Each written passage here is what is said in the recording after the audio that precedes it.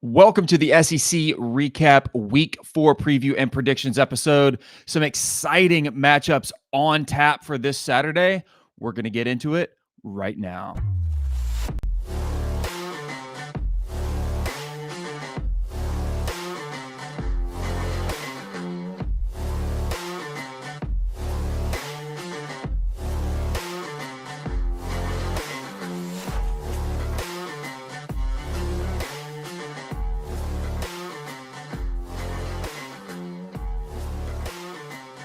It's great to be in the SEC. Welcome back to the SEC Recap Podcast Week 4 preview and predictions episode, where I'll take you through the pre-cap model, kind of show you our head-to-head matchups, give you my take whether I agree or disagree with the model, and we'll touch on all of the games throughout the SEC. A few teams on bye this week, but we'll hit the marquee matchups, what I think are the marquee matchups anyway, and then give you the rest of the rundown. I don't want to waste any more time because this is going to be a longer one today. We're live streaming here on YouTube this morning on Thursday morning. This will be clipped on Friday to give you those individual matchup breakdowns as their own episodes.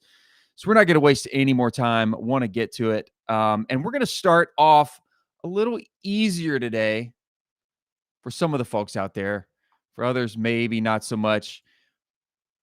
Arkansas at Memphis. Really intriguing SEC, AAC, right? American Athletic. Yeah. Matchup that I think has a little bit of a trap game written on it for the Razorbacks. Arkansas is 2-1. They go to Memphis, sitting there in Bluff City, kind of back in my hometown backyard. Memphis Tigers are at 3-0. And this is the second straight road game for Arkansas. It's actually, I think, the first meeting between these two programs since about 98. And it's funny because they're not that far from one another. And it's unusual for Arkansas to be the one going on the road to play this game. It's unusual for an SEC team. The Hogs are favored in this matchup, but not by a lot. Let me see what Vegas has them at. Arkansas minus 7.5 currently. As you can see here on screen, my model, the pre-cap model, is picking this a little differently. I'm going to break down why that is. So ESPN's FPI is giving Arkansas roughly a 60% chance to win. My model is completely flipped. My model actually likes Memphis in this game. By the way, if you're not watching on YouTube, please come join us on YouTube in video format so you can see these graphics. The pre-cap likes Memphis with a 62.2% chance to win in this game by approximately a 4-point margin. So less than a touchdown. Okay. Let me make this a little bit bigger here. Talk about kind of what this means. So in my model, when I just share these graphics on Twitter, a lot of people don't know how to interpret this, right? So let me just walk you through it real quickly here for this first one. And I won't do this for every single matchup today.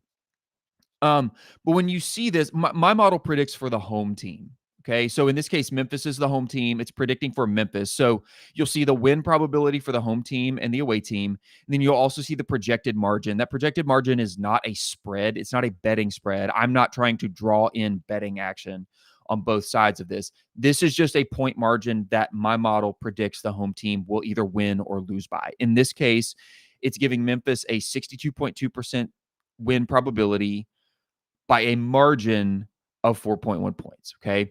And a lot of that is based on these statistical edges, these key edges, right? Where if this value is positive on the edges, it favors the home team. So offensively, these are things like EPA per rush. That's expected points added per rush. These are efficiency metrics. Okay. Efficiencies do not lie. Efficiencies, especially by about week 5 or 6, will tell you who the overrated and underrated teams are respectively relative to league averages. EPA per drop back, right? Passing downs, EPA on early downs, EPA on explosiveness. That's 90th percentile. Field position, third and fourth down success rate deltas. On the defensive side, pressure and havoc rate deltas. Those are game swinging, momentum swinging plays, right? Offensive EPA overall, defensive EPA overall, success rate, overall offensive delta. So all of these have different weights, I guess, in how they model. These are not all weighted evenly. And in fact, these aren't direct correlations. These are decision splits. So what the model looks at is it starts to split the win outcome, all right, home team, away team, what the conditions were, and which deltas, which decision splits factor the most heavily into that. And so when you see that, like, key edges here, positive favors home, more of these edges are negative, which should in fact favor Arkansas, right? At least the way we would normally interpret it. But the model is picking up on some different stuff here in all of the advanced stats that it's factoring in. So despite Arkansas seeming to have a weighted advantage in more of these key edge deltas, the differences between these for both teams, the model is still favoring Memphis. And let me tell you why that is. Put my mug back on screen here. I posted this on X yesterday that in week 2, when Arkansas went to Ole Miss, Arkansas had the slightly better, we'll say better for lack of a better term, offense, more explosive offense, right? But defensively, Ole Miss was just kind of an SEC league average defense through 2 weeks. Yes, it was at Ole Miss, but that defensive difference, the defensive delta, was the difference in that game. Look at the defensive delta here for Arkansas at Memphis. That defensive EPA delta favors Memphis. Okay. Again, go look this up on Twitter. I'm not going to pull it up on screen here just because there's too much to get through in this episode today. But Memphis and Ole Miss were roughly identical in week 2 in defensive EPA in all of FBS. Now Arkansas, coming off of a very similar road loss at Ole Miss, has to travel to Memphis, second road game, and face what is a very good, very, very good G5 defense. One of the better G5 teams in the league, to be honest. They beat Troy. They beat Chattanooga. I forget who their third game was, but they've only allowed double-digit points, I think, in one of those 3 games. And they're winning by 20-point margins, okay? So I think this is a slept-on matchup that if you're just looking at what ESPN is giving you and seeing that Arkansas has a 60% chance to win based on the FPI, you're missing a lot of nuance in this game. To me, this is a big-time trap game for the Razorbacks. My model likes Memphis, and I am actually picking Memphis at home for the upset in this game. Now, my wife, who is an Arkansas fan, would not like me saying that, right? But I'm going to go with the pre-cap model on this one. Now, don't be surprised if this game comes down to the final possession. I think a 1-score game in the fourth quarter would be right in line with like ESPN's projection. The Hogs are favored by a touchdown. So based on my model, I would be taking Memphis, obviously, to cover that and win outright. But I think this could be a very hostile and motivated Memphis team. This is a very veteran defense for Memphis. Again, like I said, I think it has upset alert written all over it. What does it mean for Sam Pittman and, the coaching personnel there at Arkansas? I don't know. That's really kind of outside of my wheelhouse. I'm more of a numbers guy. I just look at statistical matchups. I don't dive too heavily into rosters. I do more roster and player stats on my recap episode following every weekend. So when I'm just predicting matchups, I'm really just kind of looking at these statistical edges. Taylor Green is obviously fantastic. I don't think that they can put every game on his shoulders. Back-to-back road games, very similar defenses. This is a very good Memphis defense, even though it is an AAC or a G5 team. Do not sleep on Memphis in this game. I am picking Memphis for the upset in this matchup. All right. Probably pissed a lot of people off on that one at the start, but let's keep moving right along. We got 3 more marquee matchups to get through, and then we'll kind of run down the rest of the SEC slate. Yeah, that was just the first one. Let's talk Another really intriguing one, although in my opinion, this has bloodbath written all over it. It's South Carolina going to Columbia, Missouri to face the Mizzou Tigers. Let me make this bigger here. All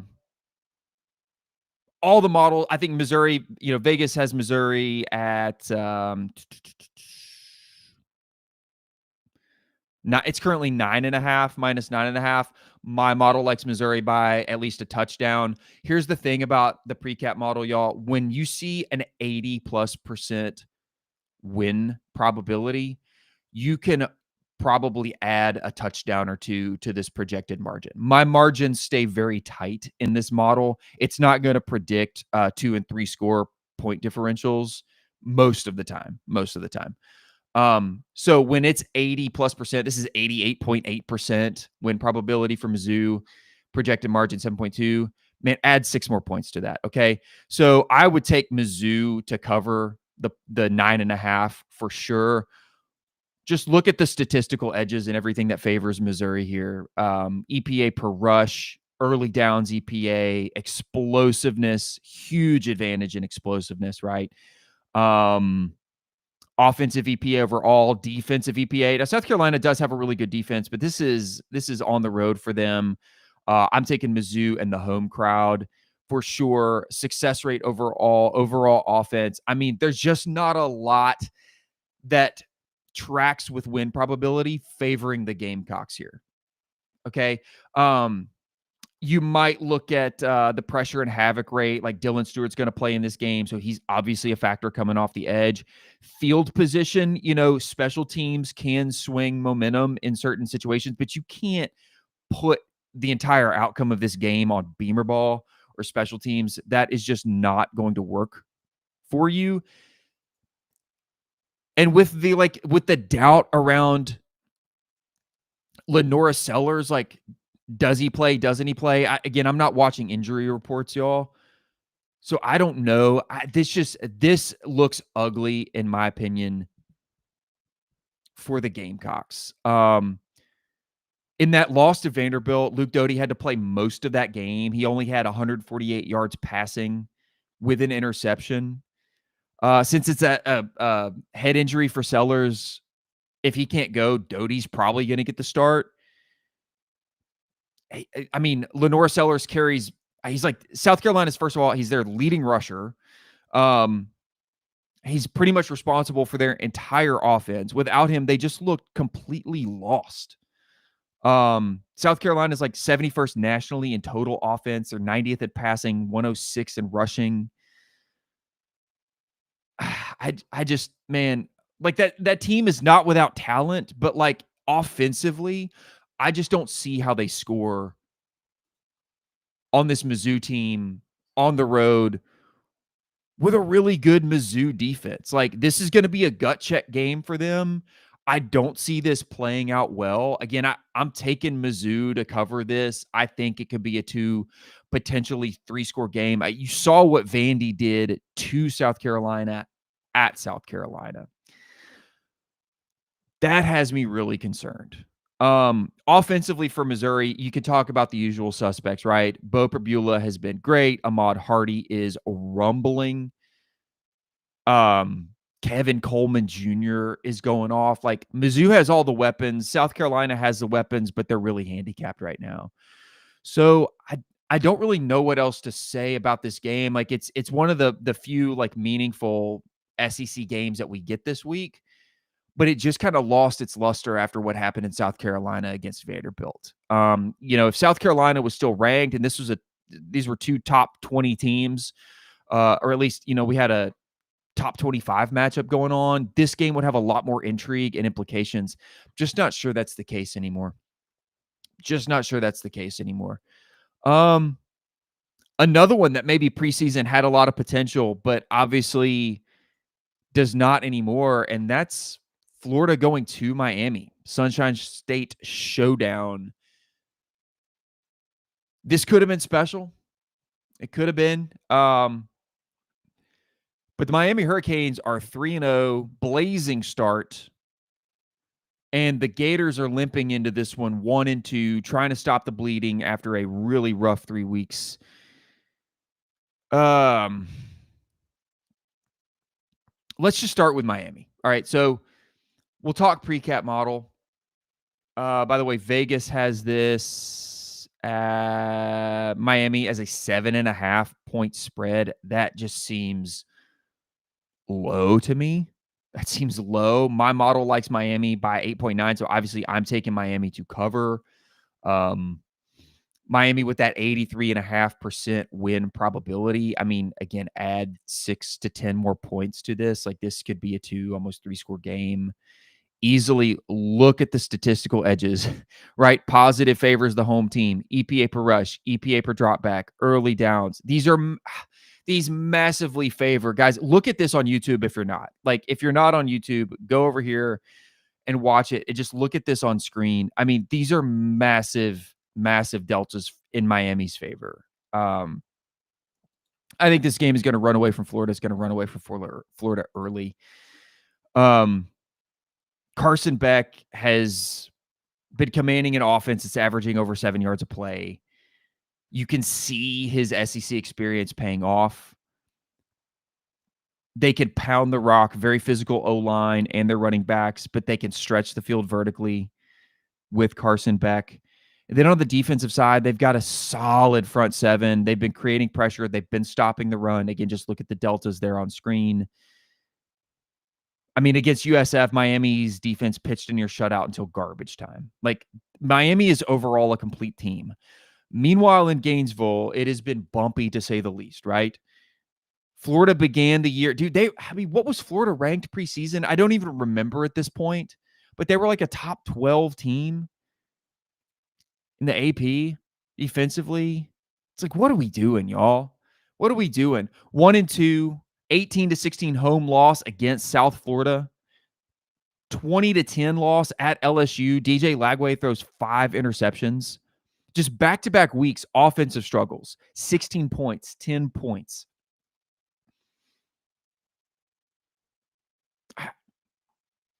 Man, I don't know, dude.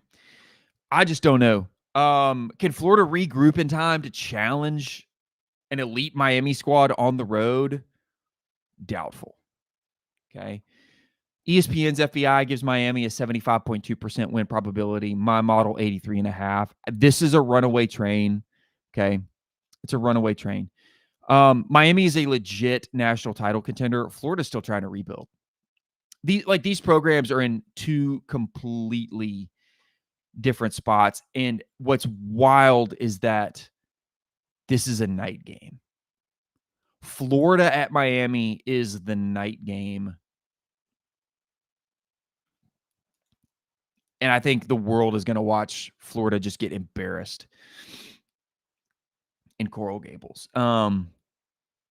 I don't think Florida can even weather the first quarter. I don't think Lagway has time to settle in. I don't think this rivalry shows up on the field whatsoever. So give me Miami to cover those points.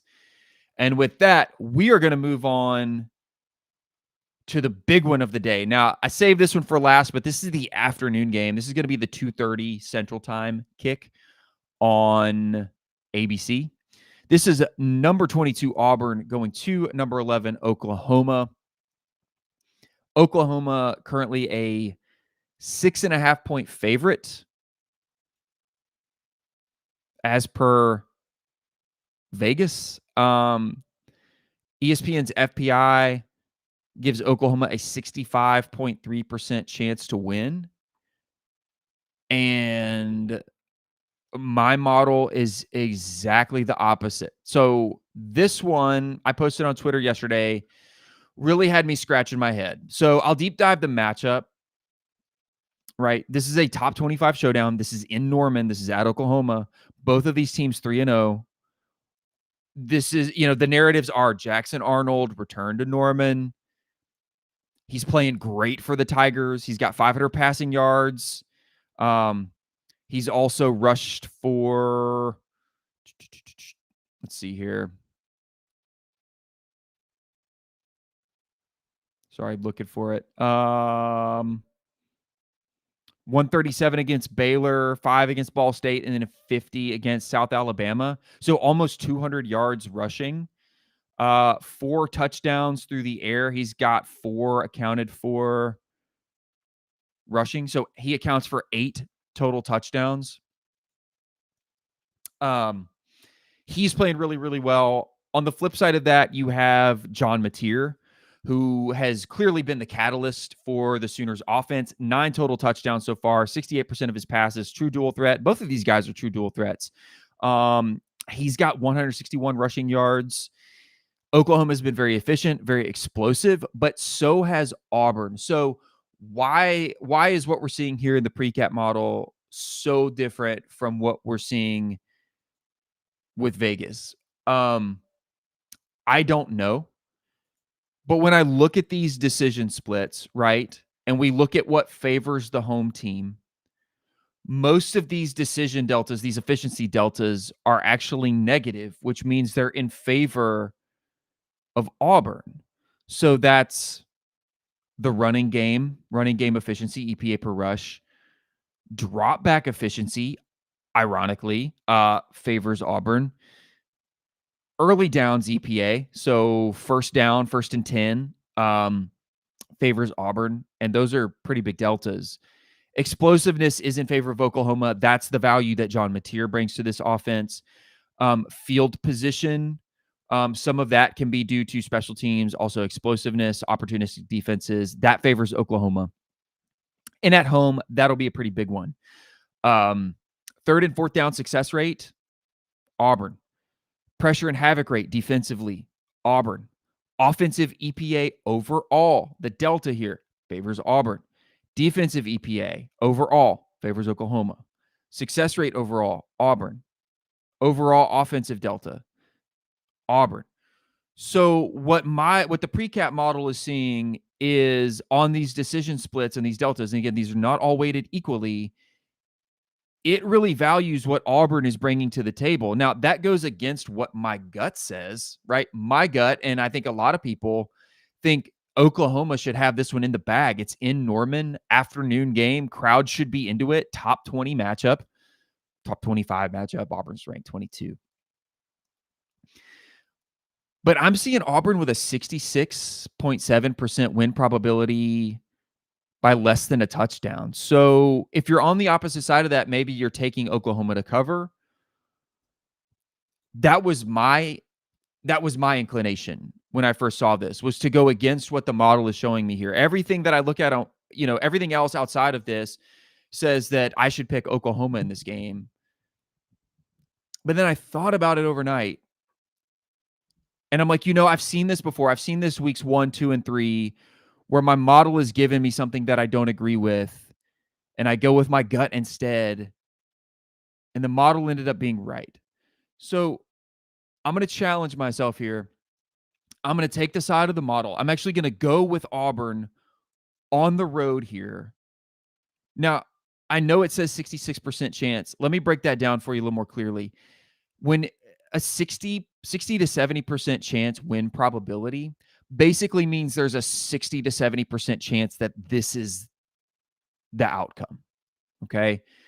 So it doesn't mean that 100% this is what's going to happen. Obviously, this could be wrong. Obviously, Oklahoma could win this game by 10 points. Okay. You could take Oklahoma to cover all of this in the points. Okay. That's absolutely within the realm of possibility. This is not 100% certainty. This is about a 60% certainty. That's not high. 60% is close to a coin flip. Okay. But I'm going to take Auburn. I'm going to take Auburn on the road. I'm going to go with the model.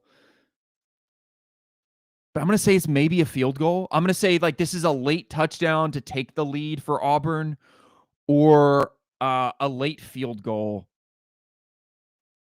Maybe in overtime. Maybe I like it in overtime. Now, important to note, Oklahoma won this game on the road at Auburn last year. And I think last year was actually their first ever SEC victory. It came at Auburn's expense. It was that 27-21 win that I think was the OU linebacker returning a late interception for a touchdown to seal the game. Can you imagine that flipped this year?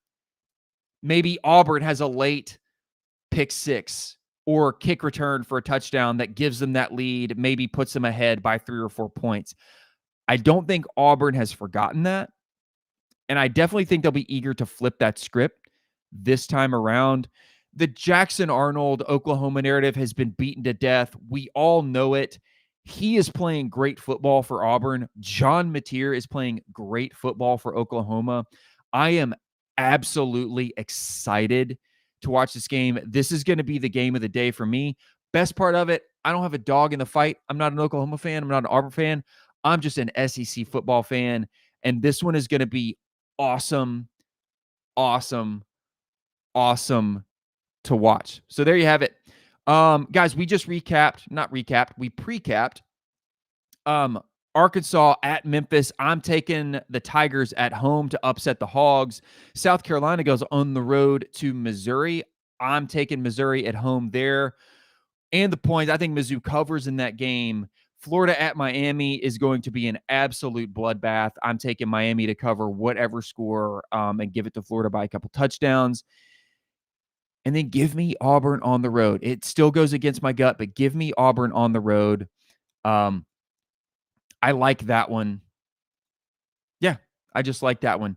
Y'all, we're going to precap the rest of the SEC slate. We just have some smaller games and some things to talk about.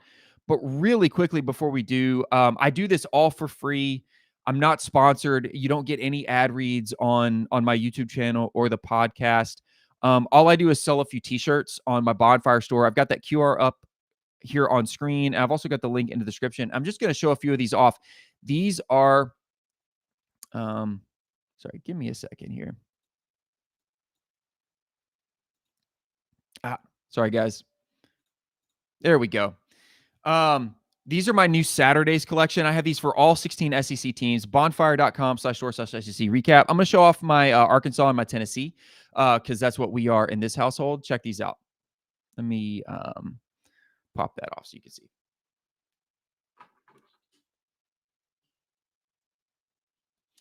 They have this really nice heathered look. The Saturday's vintage text with the mascot on the football field background. I'll show off my Tennessee one here.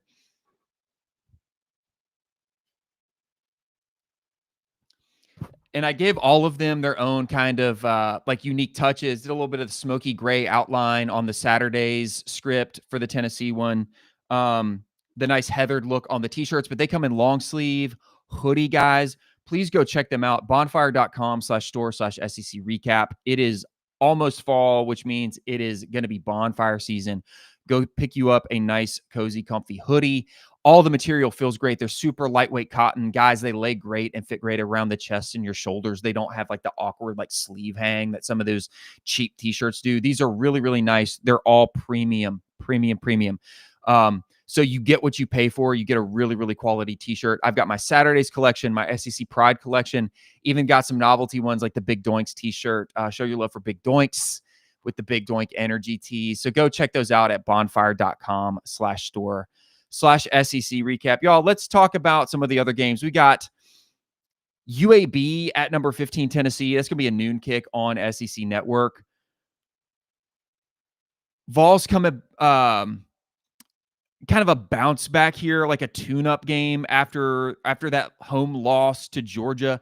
Not a bad loss. Covered that one on the recap episode. This is going to be a name your score game for the Vols. Joey Aguilar, just get him comfortable again, fine-tune some things with that offensive defense, rest some guys, and get some of those second and third strings, some of those depth players some reps because they're going to need them. Especially on the defensive side, on that line, and at cornerback. Tennessee heavy favorite in this game, honestly. Like I said, name your score. Name your score there. Tulane at number 13, Ole Miss. That's going to be an afternoon. Sneaky good. Listen, y'all, sneaky good non-con game. I didn't do model predictions for these guys. I only do the model predictions for the big ones. But, you know, Green Wave, I think, are 2-1. That's a really good G5 team. But the Rebels are looking sharp. Now they got exposed a little bit with that Arkansas offense, but I think a lot of teams would. That's a really, really good offense. But Ole Miss is averaging like 500 yards a game. And Ole Miss obviously expected to win at home. And Tulane almost, I mean, I think, let's see, let me go back here. I feel like Tulane almost got Ole Miss one year. I can't remember when it was, but keep an eye on the defense, right? Ole Miss is projected 13.5 point favorite. Keep an eye on that. Keep an eye on that. I'm not betting. Like, I don't provide my models for betting action. I don't bet on sports. I feel like I don't have an edge in doing it. But maybe like look for a late Tulane cover there. We'll see. That could be interesting. Obviously, I'm picking Ole Miss to win, but that is an intriguing non-con game. Northern Illinois at Mississippi State. Now, this is NIU, right? They did have the Notre Dame upset. Like, this is a feisty team, but the Bulldogs should handle this. They're just outside the top 25. Despite NIU pulling off some upsets, I think the Bulldogs are going to be just fine here at home. I would not expect anything crazy in this game. Mississippi State is 21.5 point favorites. Northern Illinois is just 1-1 on the season. So Bulldogs comfortably there in Starkville. Georgia State at Vanderbilt. This is a Georgia State that beat Vandy. Vandy had to go on the road, but this is a very different Vandy team. This is a very physical Vandy team, even better than last year, I think. Georgia State, they're 1-2. You don't want to sleep on them, but as long as Vandy, comes out with half a pulse in this game, they're going to be okay. Just play clean football, remain unbeaten. Commodores fans are riding high. This would send Vanderbilt to 4-0, heading into like a pretty brutal stretch. I mean, they'll do Utah State, which is going to be a more solid opponent than Georgia State, but then they got Alabama, LSU, Missouri, Texas, Auburn. Boom, boom, boom, boom, boom. So gets tougher for Vandy definitely in the second half of the season. Being 4-0 gives you a little bit of a cushion there. Southeastern Louisiana at number 3 LSU. LSU should get a little bit of a breather here, but Southeast Louisiana is 2-1. It's the LSU offense that has been slow. So what you want to see is a little more production, I guess, like stepping it up, like getting the offense going a little more explosive against this kind of opponent than they have. 5 picks last week against Florida, and you only win by a margin of 10 points. It doesn't really track. And this was one of those teams. LSU was one of those teams. You know what? I might as well show it while we're talking here. Let me share my screen. I'm just going to put them on blast. All right, check this out. Straight from my website. I post this on Twitter as well, but what you see here, adjusted EPA defensively, offensively, where you want to be as a team is in this bottom right quadrant. These are your most efficient overall teams. These are going to be your best teams. LSU is the number 3 team in the country per the AP, but efficiency-wise, they are sitting over here with the likes of Texas, Florida, and South Carolina. That is not good company to be in. They are not a good offensive team. They're okay defensively, but there's a lot of other teams that are in that same category defensively. Oklahoma, Missouri, Georgia, Mississippi State, Florida, South Carolina, Vanderbilt, right? All of those teams defensively are roughly around the same. They're better than the league average, but offensively, LSU is way below where the top teams in the SEC are, meaning that the further they go into SEC play, the more exposed they are going to get unless something changes. And here's the thing about efficiencies. Efficiencies do not lie. The farther into the season you go, so week 5, week 6, that is who you are. And so, sure, LSU is 3-0 right now, and they're probably going to be 4-0 after this week. But if these numbers don't change, if this offensive efficiency especially does not change, LSU is not going unbeaten in the SEC. They're also not going to be contending for the SEC title. They will probably end the year with 3 losses. Let's see who they have near the back half. So they go to Ole Miss, South Carolina. They go to Vanderbilt. And I don't think most people out there are ready to have the conversation about LSU losing at Vanderbilt. I am. Hit your boy up on Twitter because I got some early season statistics that would support that right now. They got Texas A&M, Alabama, and Arkansas. 1, 2, 3, 4, 5 losable games for LSU on the schedule if they play the way that they're playing. So again, I'm not saying that's going to happen, but what I'm saying is these efficiencies are the canary in the coal mine, and LSU is not in a good place for a 3-0 team. This does not bode well. This is not where you want to be as a 3-0 team. You want to be over here as a 3-0 team. All right. I hope that's somewhat clear. All right. Finally, last game. Oh, Sam Houston at number 8, Texas. Again, you just want to see Texas get something going offensively, like look not so sluggish. They shouldn't have any trouble at home. I mean, Sam Houston is, I think they're 0-3. So, like, again, it's a name your score game. They're favored by 40.5 points. But, like, do you take Texas to cover 40.5? I don't know that I am right now. You just want to see, like, Arch play better. You want to see him play okay. Texas should roll in this game. That defense is obviously really, really good. I don't think Sam Houston is going to, like, be a real point threat. But, like, how much does Texas's offense score? I don't know. Again, the win is not in question.